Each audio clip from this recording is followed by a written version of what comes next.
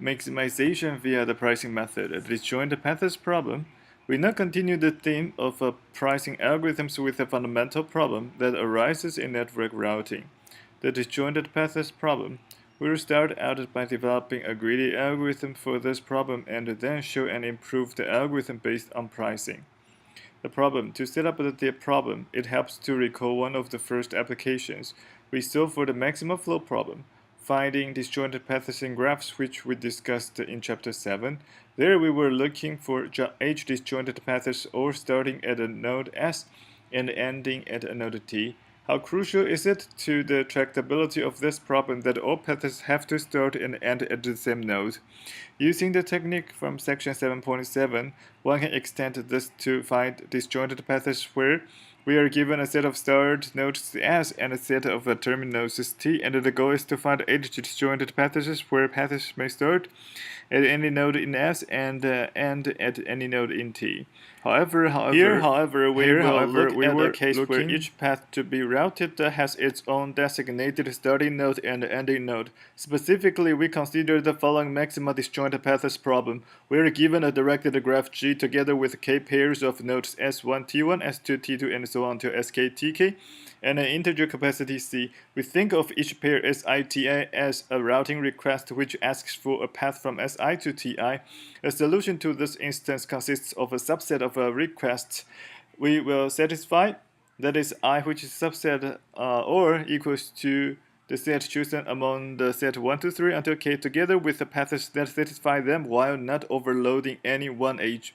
A path pi for I in capital I so that pi goes from Si to Ti and each edge is used by at most c paths. The problem is to find a solution with the size of I as large as possible. That is to satisfy as many requests as possible.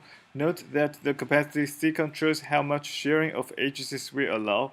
When C equals to 1, we are requiring the paths to be fully H-disjoint, while larger C allows some overlap among the paths.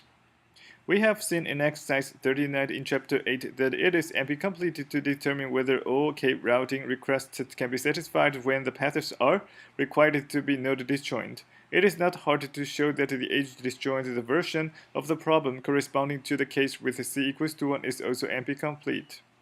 Thus, it turns out to have been crucial for the application of efficient network flow algorithms that the endpoints of the paths not be explicitly paired up as they are in maxima disjointed paths.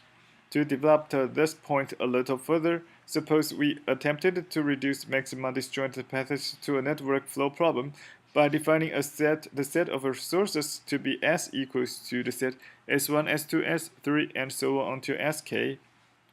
Defining the set of sinks to be T, which is equals to the set of T1, T2, T3 until Tk, setting each edge capacity to be C, and looking for the maximum possible number of disjointed paths starting in S and ending in T. Why wouldn't this work? The problem is that there is no way to tell the flow algorithm that a path starting at Si in S must end at Ti in T. The algorithm guarantees only that this path will end at some node in T. As a result, the paths that come out of the flow algorithm may well not constitute a solution to the instance of maximum disjointed paths since they might not link a source Si to its corresponding endpoint Ti. Disjointed paths problems is where we need to find paths connecting designated pairs of terminal nodes are very common in networking applications. Just think about the paths on the internet that carry streaming media or web data, or paths through the phone network carrying voice traffic. Paths sharing edges can interfere with each other, and too many paths sharing a single edge will cause problems in most applications. The maximum allowable amount of sharing will differ from applications to application. Requiring the paths to be disjointed is the strongest constraint, eliminating all interferences between paths. We will see, however, that in cases where some sharing is allowed even just two paths to an edge, better approximation algorithms are possible. Designing and analyzing a greedy algorithm. We first consider a very simple algorithm for the cases when the capacity C equals to 1. That is, when the paths need to be edge-disjoint. The algorithm is essentially greedy except that it exhibits a preferences for short paths. We will show that This simple algorithm is an big O of a square root of m approximation algorithm, where m is equal to the size of E is the number of edges in G. This may sound like a rather large factor of approximation, and it is, but there is a strong sense in which it is essentially the best we can do. The maxima disjointed paths problem is not only NP-complete, but it is also hard to approximate. It has been shown that unless p equals to NP, it is impossible for any polynomial time algorithm to achieve an approximation bound significantly better than big O over square root of n in arbitrary directed graphs. After developing the greedy algorithm, we will consider a slightly more sophisticated pricing algorithm.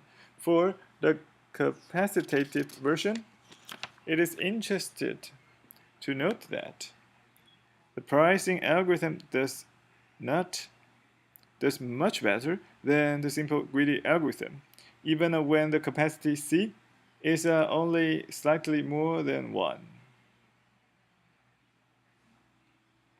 Okay, so now this is the greedy disjointed paths algorithm that we will give you here. First, we set I equals to the empty set. Then, until no new path can be found, we let Pi be the shortest path if one exists, that is H disjointed from previously selected paths, and connects some SI-Ti pairs that is not yet connected. So add I to capital I and select the path Pi to connected Si to Ti. Then we finish that and until no new paths can be found. Now we want to analyzing the algorithm clearly selects H disjointed paths. Assuming the graph G is connected, it must select at least one path, but how does the number of paths selected compare with the maximum possible? A kind of situation we need to worry about is shown in figure 11.9 that we saw earlier. One of the paths from S1 to T1 is very long. So if we selected it first, we eliminated up to omega of m other paths. We now show that the greedy algorithm's preference for short paths not only avoids the problems in this example, but in general it limits the number of other paths that a selected path can interfere with. So 11.16, the algorithm greedy disjointed paths is a 2 times square root of m plus 1 approximation algorithm for maxima disjointed paths problem. Proof: consider an optimal solution. Let I star be the set of pairs for which a path was selected in this optimal solution, and let Pi star for I in I star be the selected paths. Let I denote the set of pairs returned by the algorithm, and let Pi for I in capital I be the corresponding paths. We need to bound the size of I stars in terms of the size of I. Because we want to bound the size of the optimal solution. But we want to use the output of the greedy algorithms to bound that. The key to the analysis is to make a distinction between short and long paths and to consider them separately. We will call a path long if it has at least the square root of m edges, and we will call it short otherwise, and let I star denote the set of indices in I star so that the corresponding path Pi star is short, and let I denote the set of indices in I so that the corresponding path Pi is short. The graph G has m edges, and each long path use at least the square root of m edges, so there can be at most the square root of m long paths in I star. Now consider the short paths in I star. In order for I star to be much larger than I, there would have to be many pairs that are connected in I star, but not in I. Thus, let us consider pairs that are connected by the optimal using a short path but are not connected by the greedy algorithm. Since the path Pi star connecting Si and Ti in the optimal solution I star is short, the greedy algorithm would have selected this path if it had been available before selecting any long paths. But the greedy algorithm did not connect Si and Ti at all, and hence one of the edges E along the path Pi star must occur in a path Pj that was selected earlier by the greedy algorithm. We will say that HE blocks the path Pi star. Now the lengths of the paths selected by the greedy algorithm are monotone increasing, since each iteration has fewer options for choosing paths. The path pj was selected before considering pi star, and hence it must be shorter. So that is the size of the length of pj, which is less than equals to the length of pi star, which is less than equals to the square root of n, by the definition of long paths. So path pj is short. Since the paths used by the optimal are edge disjoint, each edge in a path pj can block at most one path pi star. It follows that each short path pj blocks at most the square root of m paths in the optimal solution, and so we get it about. That is is star minus I, the size of I star minus I, is less than equals to the summations of the size of all possible pj for all j in is, which is less than equals to the size of is times the square root of m, because it blocks every path in pj blocks at most square root of m paths, and we have is, the size of is paths. We use this to produce a bounds on the overall size of the optimal solution. To do this, we view I star as consisting of three kinds of paths following the analysis thus far. Long paths, of which there are at most the square root of n long paths, or paths that are also in I, and short paths that are not in I, which we have just bounded by the size of is times the square root of m. Putting this all together and using the fact that the size of I is greater than or equals to 1 whenever at least one set of terminal pairs can be connected, we get the claimed bound, that is, the size of I star is less than or equals to the size of, the square root of m plus the size of I plus the size of the difference between is star, the optimal solution, minus I, the greedy solution, which is less than or equals to the size of I plus the square root of m plus the square root of m times the size of is, according to our previous analysis. And if we combine the terms for square root of m, and if we compare the size of is and the size of I, we know that the size of is less than or equals to the size of I. So we can combine the constant terms to be 2 times the square root of m plus 1. Then after that, we times the size of I. This provides an approximation algorithm for the case when the selected paths have to be disjoint. As we mentioned earlier, the approximation bound of big O of square root of m is rather weak. But unless p equals to mp, it is essentially the best possible for the case of disjointed paths in arbitrary directed graphs. Designing and analyzing a pricing algorithm. Now, not letting any two paths use the same edge is quite extreme. In most applications, one can allow a few paths to share an edge. We will now develop an analogous algorithm based on the pricing method for the case where c is greater than 1 paths may share any edge. In the disjointed case just considered, we viewed the all edges as equal and preferred short paths. We can think of this as a simple kind of a pricing algorithm. The paths have to pay for using up the edges, and each edge has a unit cost.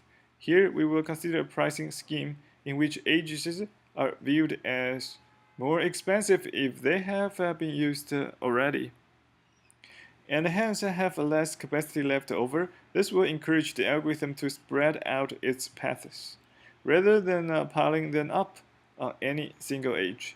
We will refer to the cost of an edge E as its length LE, and define the length of a path to be the sum of the lengths of the edges it contains. That is, L of P equals to the summations of LE, summing for all E in P. We will use a multiplicative parameter beta to increase the length of an edge each time an additional path uses it. Okay, now here's the new algorithm. Greedy paths with a capacity. We set I equals to the empty set. We set edge length LE equals to 1 for all edges. Now there is a for loop until no new path can be found. Let pi be the shortest path if one exists, so that adding pi to the selected set of paths does not use any edge more than c times, and pi connects some SITI pair not yet connected. Add I to capital I and select the path pi to connected Si to Ti. Now we multiply the length of all edges along pi by beta.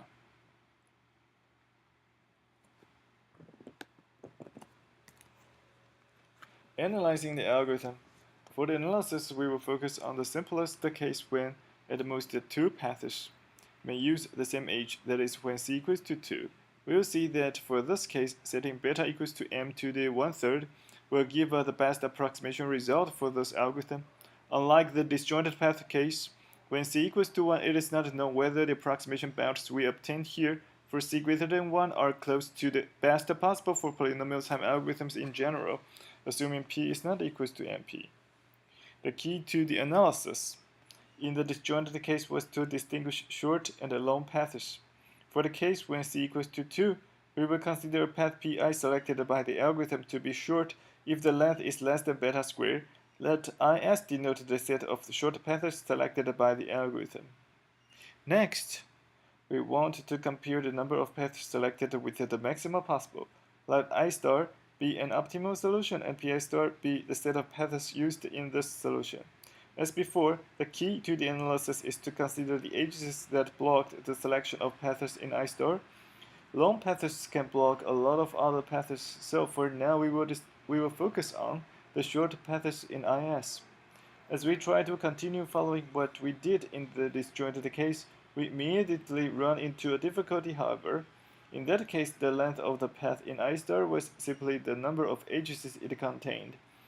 But here, the lengths are changing as the algorithm runs, and so it is not clear how to define the length of a path in I star for purposes of the analysis. In other words, for the analysis, where should we measure this length? At the beginning of the execution, at the end? It turns out that the crucial moment in the algorithm, for purposes of our analysis, is the first point at which there are no short paths left to choose. Let L bar be the length function at this point in the execution of the algorithm. We will use L bar to measure the length of paths in I star. For path P, we use L bar of P to denote its length. The summations of LE bar, summing for all E in P along the path, we consider a path Pi star in the optimal solution I star short if L bar of Pi star is less than beta squared and long otherwise. Let IS star denote the set of short paths in I star. The first step is to show that there are no short paths connecting pairs that are not connected by the approximation algorithm. 11.17. Consider a source sink pair I in I star that is not connected by the approximation algorithm. That is, I is not in I, capital I. Then L bar of Pi star is greater than or equals to beta squared. Proof: as long as short paths are being selected, we do not have to worry about explicitly enforcing the requirement that each edge be used by at most c equals to 2 paths. Any edge E considered for selection by a third path would already have length LE equals to beta squared and hence be long. Consider the state of the algorithm with the length L bar. By the argument in the previous paragraph, we can imagine the algorithm having run up to this point without caring about the limit of C. It just selected a short path whenever it could find one, since the endpoints SITI of Pi star are not connected by the greedy algorithm. and since there are no short paths left when the length function reached L bar, it must be the case that the path pi star has length at least beta square as measured by L bar. So the analysis in the disjointed case used the fact that there are only m edges to limit the number of long paths. Here we consider length L bar rather than the number of edges as the quantity that is being consumed by paths. Hence, to be able to reason about this, we will need about on the total length in the graph the summations of LE bar summing for all E, the sum of the lengths over all the edges summing of LE summing for all E starts out at n, length 1 for each edge. Adding a short path to the solution IS can increase the length by at most beta to the cube, as the selected path has length at most beta squared, and the lengths of the edges are increased by a beta factor along this path. This gives us a useful comparison between the number of short paths selected and the total length. 11.18. The set IS of a short path is selected by the approximation algorithm, and the length L bar satisfy the relation the summations of LE bar summing for OE, which is less than equals to beta to the cube times the size of IS, then plus m. Finally, we prove an approximation bound for this algorithm. We will find that even though we have simply increased the number of paths allowed on each edge from 1 to 2, the approximation guarantee drops by a significant amount that essentially incorporates this change into the exponent from big O of m to the square root of m down to the big O of m to the 1/3. Again, from big O of m to the 1/2 down to big O of m to the 1/3. Now 11.19, the algorithm greedy paths with capacity using beta equals to m to the 1/3 is a 4 times m to the 1/3 plus 1 approximation algorithm in the case when the capacity c equals to 2. Proof: we first bound the size between the difference of I star and I. By 11.17, we have that L bar of pi star is greater than equals to beta squared for all I in I star minus I. Summing over all paths in I star minus I, we get the summations of L bar of pi star summing for all I in I star minus I is greater than equals to beta squared times the size between the difference of I star and I. On the other hand, each edge is used by at most 2 paths in the solution I star, so we have the summations of L bar of pi star summing for all I in I star minus I is less than equals to the summations of 2 times LE bar summing for all little e in capital E.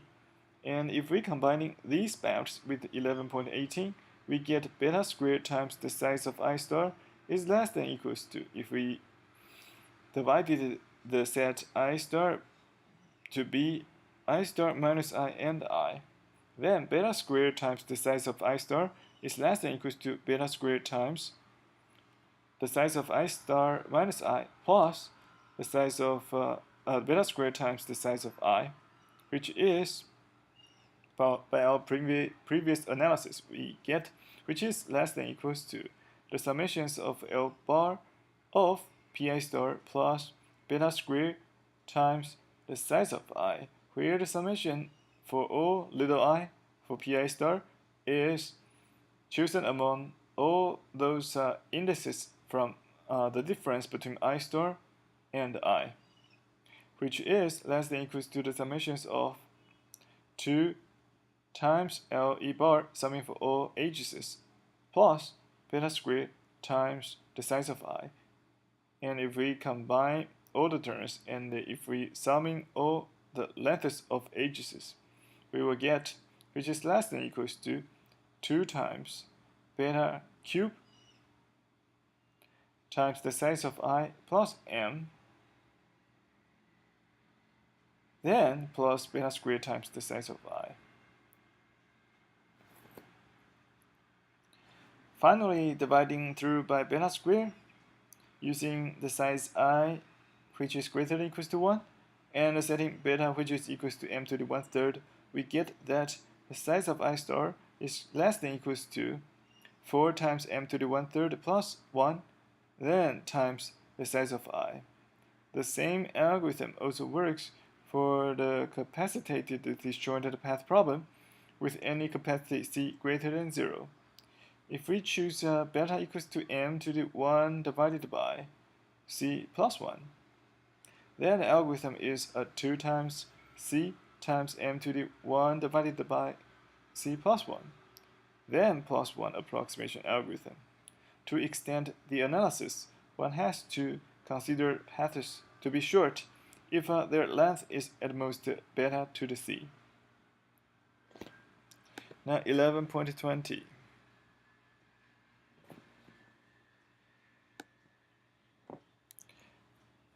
The algorithm greedy paths with a capacity using beta equals to m to the 1 divided by c plus 1 is a 2 times c times m to the 1 divided by c plus 1, then plus 1 approximation algorithm when the h capacities are c.